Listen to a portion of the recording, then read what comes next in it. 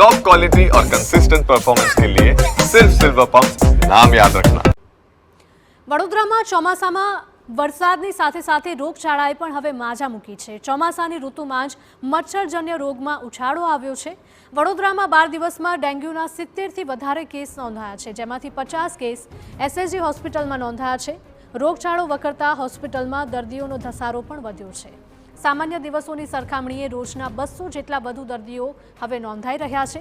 રોગચાળાના ઉછાળાના કારણે હોસ્પિટલમાં દર્દીઓની લાઈનો લાગેલી જોવા મળી।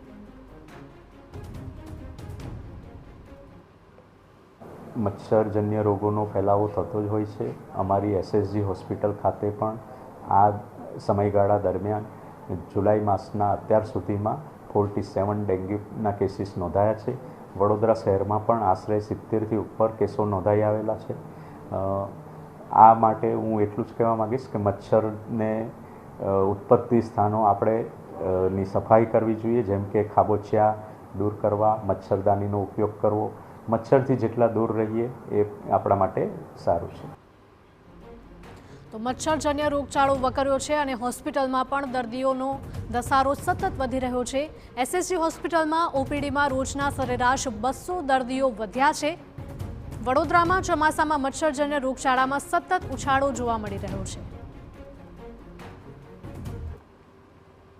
વરસાદની સાથે જ રોગચાળાએ પણ માજા મૂકી છે। ઉલ્લેખનીય છે કે છેલ્લા 12 દિવસમાં વડોદરા શહેરમાં ડેન્ગ્યુના 70થી વધુ કેસો નોંધાયા છે। હાલમાં પણ 50 જેટલા એક્ટિવ કેસ ડેન્ગ્યુના વડોદરા શહેરમાં જોવા મળી રહ્યા છે।